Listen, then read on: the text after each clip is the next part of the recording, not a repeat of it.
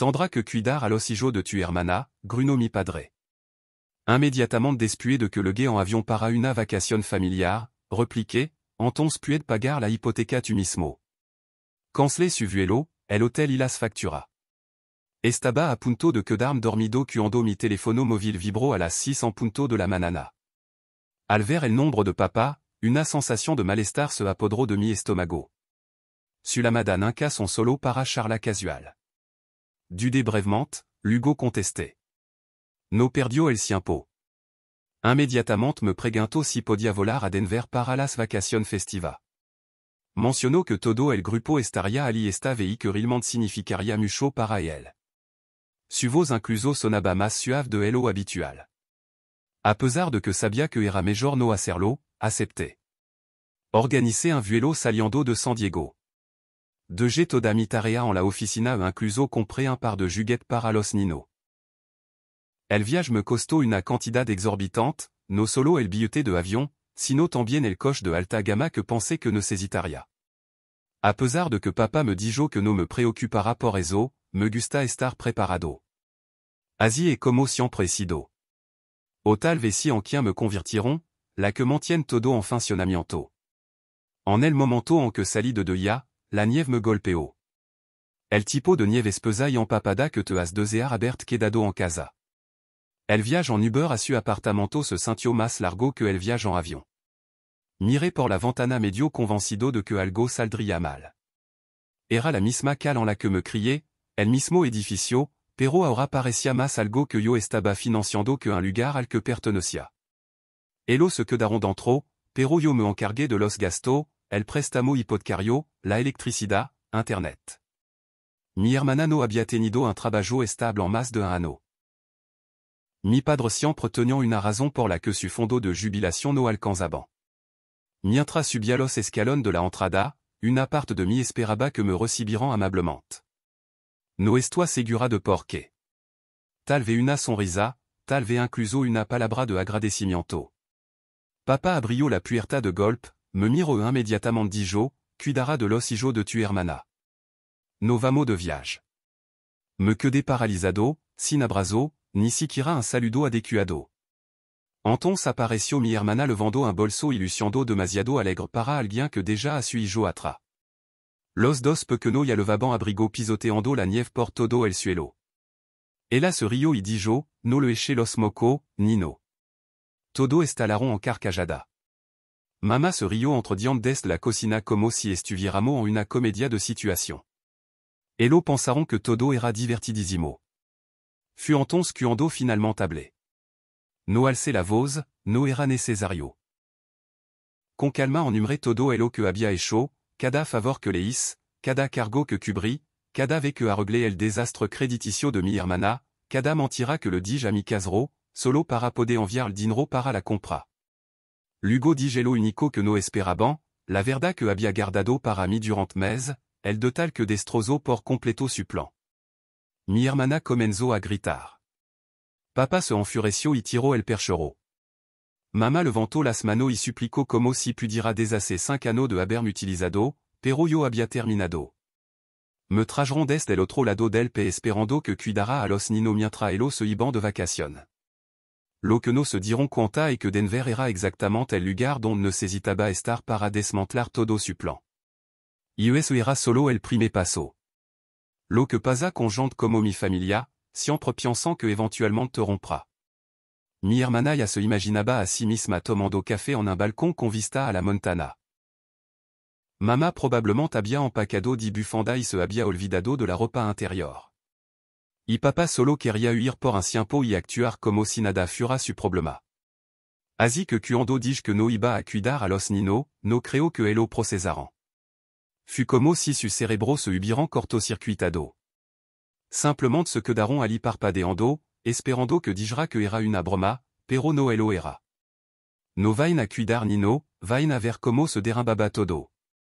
Le dije que la reserva del hotel había desaparecido, cancelada trediante.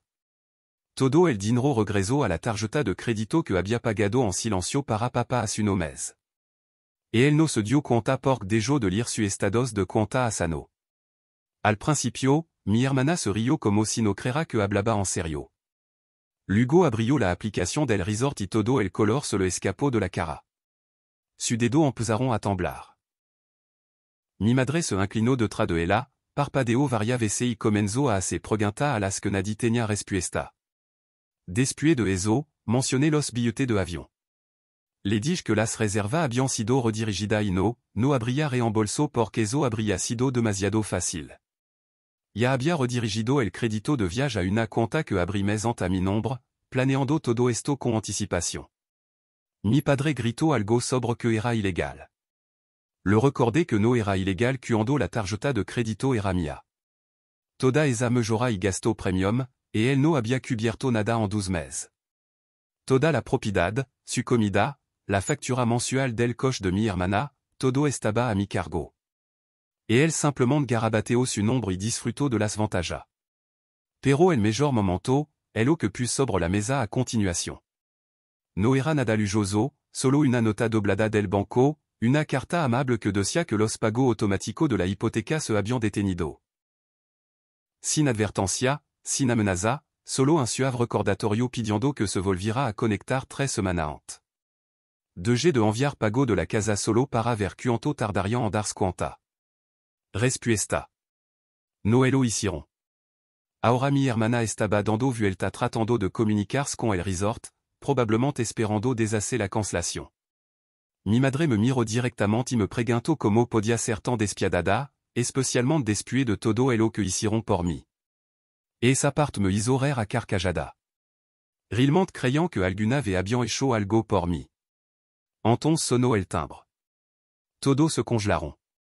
No habían invitado a nadie, pero yo sí. Lo cronometré hasta el minuto. Le dije que se calmaran. No era el banco. Todavía no. Mi padre abrió la puerta y entró una mujer alta, probablemente de 1,40 años, con un cordón y sosteniendo un portapapel. Dijo que su nombre era Rachel y que trabajaba con servicio de protección infantil. El rostro de mi hermana se volvió blanco como un fantasma. Vera, as 3 semanas me pus en contacto con elo. Informé elo que 6 durant nuestra última charla por Zoom. Los nino quedaron afura sin chaqueta, uno de elo lorando mientras mi hermana se sentaba en el Porsche fumando y navegando por su teléfono. Le di captura de pantalla, horario exacto, fecha específica. CPS abrió una investigación tranquila, no una grande, pero estaban obligado a verificar. Ahora estaban aquí.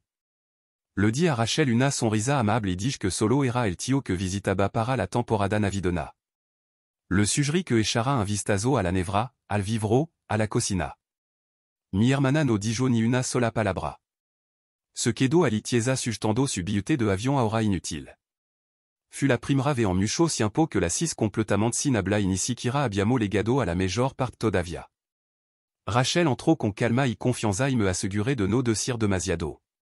No era necesario. La casa hablaba por sí sola. El fregadero de la cocina estaba lleno de platos sucios.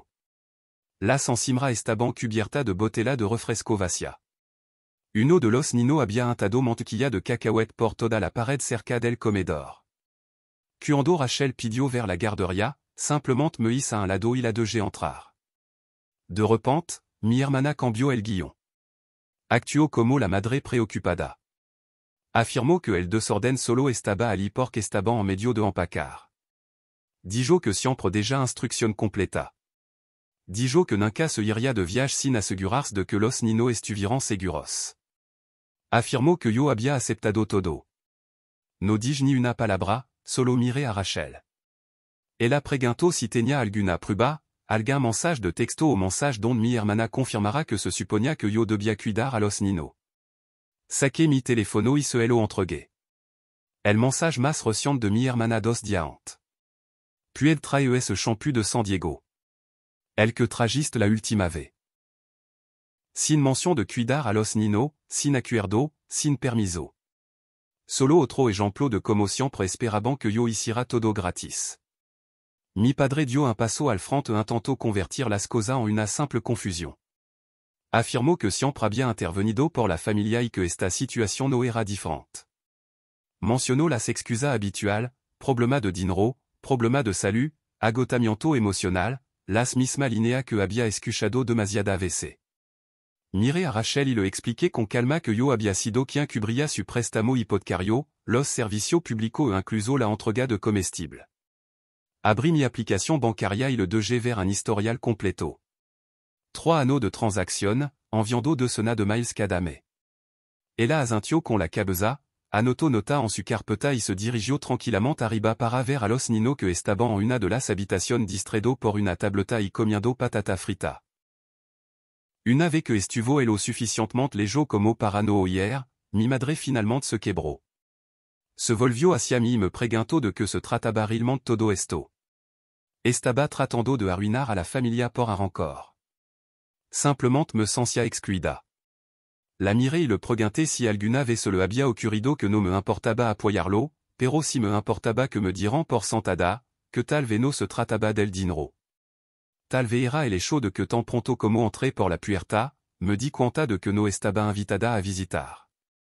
Me enviaron para que desapareciera mientras elo disfrutaban jugando a la familia de mentira en otro lugar. Nadie respondió. Le dije que esto no se trataba de un fin de semana. Esto era una venganza por anno de ser su plan de respaldo, anno de l'amada perdida, celebración olvidada y un largo silencio hasta la próxima vez que necesitaran dinero o un favor. Les informé que ya había hablado con el banco. Recibirian un aviso pronto, no solo una advertencia, sino una revisión completa de la propiedad.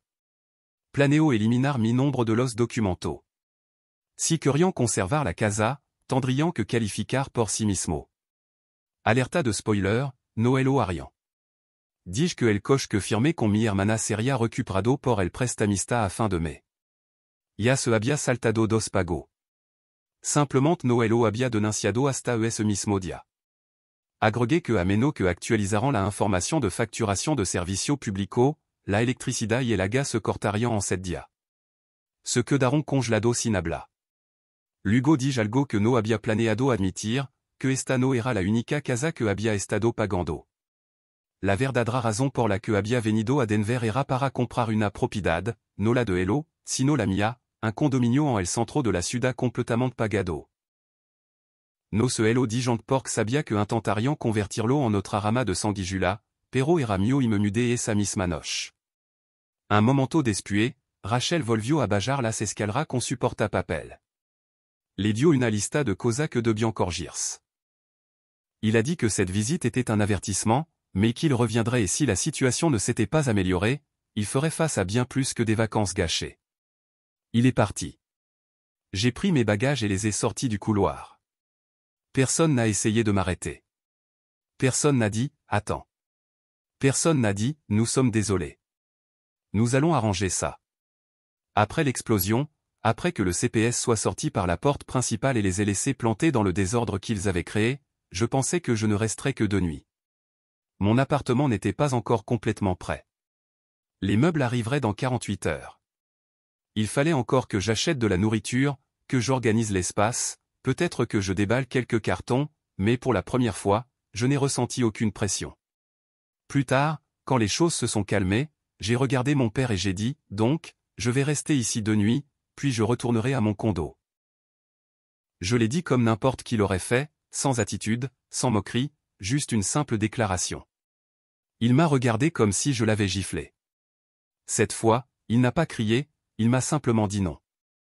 Il a dit que je n'étais plus autorisé à entrer dans la maison, que je les avais humiliés et que si je pensais être au-dessus d'eux maintenant, je devais aller le prouver ailleurs. J'ai regardé ma mère. Elle a gardé les yeux baissés et n'a rien dit. Ma sœur était encore cachée avec les enfants. C'était exactement ce que ça semblait être. Il m'avait utilisé tant que j'étais utile.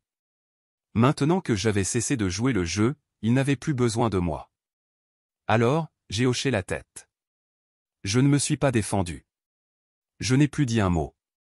J'ai pris mon sac à peine ouvert et je suis sorti sans adieu dramatique, sans long discours, juste un homme quittant un endroit où il n'avait jamais vraiment appartenu. J'ai conduit jusqu'à l'appartement que personne ne connaissait. Un appartement d'une chambre au cœur du centre-ville, au 10e étage, simple, moderne, entièrement à moi, acheté comptant. Je préparais cette évasion en silence depuis plus de 12 mois. Même en continuant à transférer des fonds et en jouant l'indifférence, l'air sentait encore la peinture fraîche. Les carreaux du sol étaient froids. Le réfrigérateur était vide, pas de linge sur le matelas. Mais l'endroit était à moi seul. Personne d'autre n'y avait accès. J'ai rangé mes bagages dans le placard et je me suis arrêté, restant immobile dans un silence total, sans bruit de fond, sans cri d'enfant, sans voix réclamant des courses ou des dons. Pour la première fois depuis ce qui semblait une éternité, je ne portais le fardeau de personne d'autre. Le lendemain, j'ai préparé du café et je me suis assis près de la fenêtre, observant le mouvement dans la rue en bas. Je ne pensais pas que quelqu'un me contacterait. Je supposais qu'il resterait soudé, chuchotant toute la semaine que j'étais devenu fou ou égoïste. Mais vers 11 heures ce matin-là, mon téléphone s'est allumé. Un message de ma sœur. Elle voulait me rendre visite seule. Elle a dit qu'elle ne venait pas pour discuter. Elle avait besoin de s'excuser. Pour une raison quelconque, j'ai répondu oui. Quelques minutes plus tard, elle a suivi avec un autre message. Je ne viens pas pour me battre. Je veux juste dire ce que j'aurais dû dire il y a longtemps. 5 minutes, s'il te plaît. Je l'ai laissé attendre un peu avant de répondre. Puis j'ai envoyé ma localisation. Environ 1 heure plus tard, je l'ai vue d'en haut, debout près de l'entrée, enveloppée dans un sweat gris, les bras croisés, visiblement en train de débattre si elle devait sonner ou partir. Elle semblait méconnaissable, plus petite, sans maquillage, sans appareil à la main, sans enfant autour d'elle, juste elle, un aperçu de qui elle était avant que tout ne devienne droit et déni. Je l'ai laissée entrer. Elle a franchi la porte et s'est figée, comme si elle était entrée dans l'histoire de quelqu'un d'autre. Ses yeux ont parcouru les murs nus, le canapé intact, les cartons empilés dans un coin. C'est vraiment joli, a-t-elle dit, surprise que j'ai construit une vie calme et ordonnée. Je n'ai pas répondu. Je suis allé à la cuisine, j'ai rempli 2 tasses et lui en ai donné une. Elle l'a prise et s'est assise comme si elle attendait des instructions, ce qu'elle n'avait jamais fait auparavant. Sans drame, sans délai. Elle a commencé par des excuses. Elle a dit qu'elle était désolée pour tout, pour le plan de me laisser avec les enfants, pour avoir fait semblant que je ne m'occupais plus de tout, pour les innombrables fois où elle m'a envoyé des messages pour demander de l'argent comme si ça n'avait pas d'importance. Elle a même dit qu'elle était désolée d'avoir ri quand je suis arrivé ce jour-là. Elle a dit qu'elle se souvenait de cet instant précis. Elle a avoué qu'il dépendait de moi, que nos parents le faisaient, qu'elle le faisait, et que ça semblait normal jusqu'à ce que je cesse de jouer le rôle. C'est là que tout s'est tendu. Je suis resté silencieux. J'ai écouté. Quand elle a fini, je lui ai dit que ça comptait, que j'étais content qu'elle l'ait dit, mais je lui ai aussi dit que ça n'effaçait pas ce qui s'était passé, que sauf si elle changeait vraiment, les mots seuls ne suffiraient pas. Elle a hoché la tête. Elle a dit qu'elle comprenait. Elle a dit qu'elle ne rentrerait pas à la maison familiale ce soir-là. Elle a dit qu'elle avait loué une chambre d'hôtel avec les enfants. Elle a dit qu'elle pensait à trouver son propre espace. On aurait dit qu'elle le pensait. Je lui ai dit qu'elle devrait le faire. Avant de partir, elle m'a remercié. Pas d'embrassade, pas d'affection feinte, juste du silence. Elle est partie plus calme que je ne l'avais jamais vue. Je suis resté près de la fenêtre à la regarder s'éloigner et, pendant un instant, je me suis permis de croire que quelque chose pourrait vraiment être différent. Mais à 19h30 ce soir-là, mon téléphone a vibré à nouveau. Le numéro n'était pas enregistré. Je l'ai ignoré. Puis un message vocal est arrivé. C'était mon père. Sa voix était basse, froide. Si tu penses que ça s'arrête là, tu es plus stupide que je ne le pensais. Tu veux nous humilier? Attends un peu. Je l'ai écouté 2 fois. Il n'avait pas fini. Pas avec la culpabilité, pas avec l'argent, pas avec le travail non rémunéré. Ce n'était pas assez que je sois parti. Maintenant, il voulait se venger, me punir pour avoir désobéi. C'est là que j'ai compris que ce n'était plus une question de sentiment. Il planifiait quelque chose, pas juste une vengeance mesquine. Il voulait me détruire. Ce message l'a confirmé. Mon père n'accepterait pas la défaite en silence. Et ma mère, elle ferait ce qu'elle a toujours fait, le suivre en le faisant paraître plus doux, prétendant qu'il y avait de la chaleur dans un foyer construit sur la pression et le contrôle. J'ai choisi de ne pas répondre. Je n'ai pas non plus rappelé. À la place, j'ai ouvert le paquet que j'avais gardé jusqu'à ce que le moment me semble opportun. À l'intérieur, il y avait des copies imprimées de chaque transaction, chaque transfert d'argent, chaque facture d'électricité ou d'eau, chaque frais que j'avais réglé pour leur carte de crédit. Chaque article était agrafé avec des clips marqués de dates précises et d'identifiants de référence. Je les avais imprimés des semaines auparavant et rangés dans un dossier intitulé « Réclamation ». Pas parce que je me préparais à poursuivre en justice, pas encore, mais parce que je savais que des gens comme eux ne comprennent qu'une chose, des preuves solides et irréfutables. Le lendemain matin, je suis allé à la banque qui gérait le prêt hypothécaire. Bien que j'aie cessé de couvrir les paiements quelques semaines plus tôt, je l'ai officialisé. J'ai rempli les documents qui retiraient officiellement mon nom de tout ce qui concernait la propriété. Je ne cherchais pas une saisie. Je voulais qu'ils portent tout le poids, les paiements en retard, les taux augmentés, les appels téléphoniques interminables et les longues attentes. Je suis sorti de ce bureau avec un sourire que je n'avais pas ressenti depuis des années. Une fois de retour dans mon appartement, j'ai fait un autre mouvement silencieux, du genre qui coupe plus profondément. Je me suis connecté à ma banque en ligne, je suis allé aux transactions programmées et j'ai annulé 3 paiements à venir. Un pour les courses hebdomadaires, un autre pour leur service mobile, et le dernier pour l'assurance auto de ma sœur. Tout effacé en moins d'1 minute. Je les ai laissés remarquer le silence. Je prenais un café quand un long message est apparu sur mon écran. C'était de ma mère. Elle a écrit un paragraphe décousu sur le fait que les proches ne devraient pas tenir de compte, que rompre les liens n'était pas une façon de montrer de l'amour. Je n'ai pas répondu. Puis un chat de groupe est arrivé. Ma mère, mon père et ma sœur ont essayé de déformer la situation. Ils ont prétendu que je m'étais retourné contre eux. Ils ont dit qu'ils avaient tout donné pour m'élever et que je les punissais pour un malentendu. Mais ils n'étaient pas prêts pour ce qui allait suivre. Le coup final, la vraie raison pour laquelle je savais que je ne retournerais jamais dans cette maison. 3 mois plus tôt, j'avais discrètement déposé une plainte auprès d'une agence nationale du logement. Rien de dramatique, juste une suggestion formelle leur demandant de vérifier comment les aides publiques étaient utilisées dans les foyers avec plusieurs adultes et enfants. J'avais joint des copies des factures que j'avais payées, documentant comment mes revenus avaient soutenu leur mode de vie pendant que les enfants étaient négligés, abandonnés ou envoyés sans soin. Cette suggestion a déclenché un examen interné. Hier encore, alors qu'ils étaient occupés à débattre de qui devrait me contacter en premier, ils ont reçu la lettre, un document officiel les informant que leur accès aux aides pour enfants, à l'aide au loyer et au financement pour handicap était maintenant sous investigation. La lettre commençait par « Nous sommes désolés de vous informer » et se terminait par « Sous réserve d'enquête ».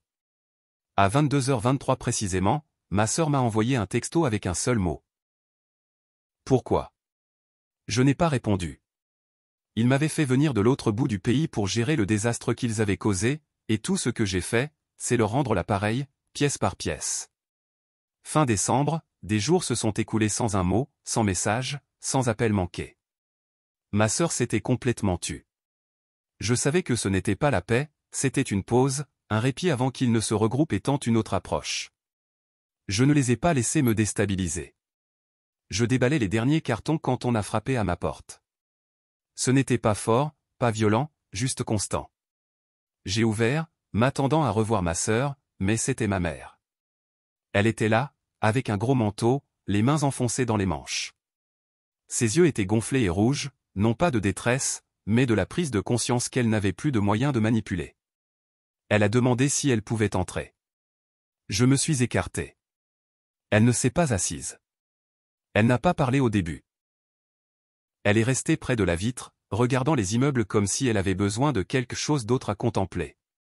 Puis elle a dit qu'ils avaient reçu la vraie lettre, celle du gouvernement, que leurs aides étaient sous examen officiel, que la voiture de ma sœur avait été saisie par le prêteur ce matin-là, que mon père avait passé 2 jours à contacter de vieilles connaissances dans l'espoir d'obtenir un prêt. Personne n'avait d'argent à prêter. Elle m'a dit qu'elle était venue seule parce qu'elle savait que mon père n'aurait fait qu'empirer les choses, que sa colère ne venait pas du fait qu'on l'avait abandonné, mais parce que j'étais parti sans scène, sans cri, sans drame, juste une sortie nette et complète. Puis elle a posé une question que je n'attendais pas. Pas, comment as-tu pu? Pas, tu as tout gâché. Elle a simplement demandé, que faisons-nous maintenant? Je lui ai donné une réponse honnête. Je lui ai dit, vous recommencez. Vous vivez avec ce que vous pouvez vraiment vous permettre. Vous arrêtez de compter sur les autres pour amortir votre chute. Et si je reviens un jour dans votre vie, ce sera en tant qu'égal, pas en tant que votre réparateur. Elle a hoché la tête une fois, puis m'a tendu une petite enveloppe non marquée. À l'intérieur, il y avait un chèque légitime, pas la totalité, mais un paiement partiel. Elle a dit que c'était tout ce qu'ils avaient pour le moment et a promis plus quand ils pourraient. Je suis resté silencieux. J'ai posé le chèque sur le comptoir. Elle est partie sans dire désolé, juste un « prends soin de toi », silencieux. Puis elle s'est éloignée. Je n'ai plus jamais revu mon père. Ma sœur est restée distante pendant 90 jours. Puis, de nulle part, elle m'a envoyé un courriel avec une photo en pièces jointes. Ses enfants souriaient devant un appartement modeste, les clés à la main. Un nouveau départ. Elle n'a pas demandé d'aide. Son message disait simplement « Merci, même si tu m'en veux ».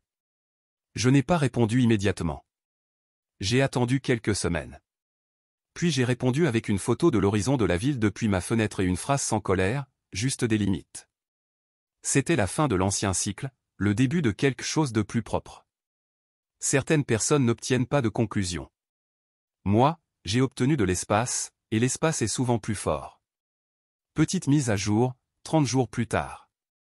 Cela fait un peu plus d'un mois que tout s'est terminé. Ou peut-être que tout a vraiment commencé. Mes journées sont plus calmes. L'appartement me semble maintenant vraiment à moi. Mes affaires sont là où je veux. Le frigo est plein, et je me réveille sans crainte dans la poitrine.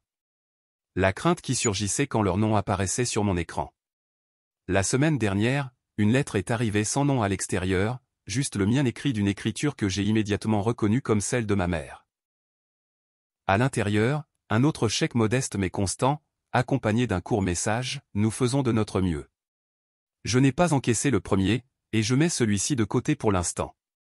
J'attends de voir si l'effort continue ou si c'est juste de la culpabilité déguisée en changement. Je ne suis pas en colère, juste prudent. Ma sœur a fait ce qu'elle a dit qu'elle ferait. Elle travaille maintenant à mi-temps dans une garderie, ce qui lui convient. Elle a envoyé une autre photo, ses enfants dans un vrai salon avec un tapis, un canapé, quelques livres de coloriage sur le sol, sans stress sur leur visage, sans chaos en arrière-plan. Nous n'avons pas eu de vraie conversation, juste de brèves mises à jour. Et honnêtement, c'est ce que je veux. Du calme, pas une reconnexion. À propos de mon père, rien. Pas un appel, pas un message, pas même un mot. Et honnêtement, je n'en attends aucun. Les gens comme lui ne s'excusent pas. Ils attendent que le monde revienne dans leurs mains. Mais je ne plie pas.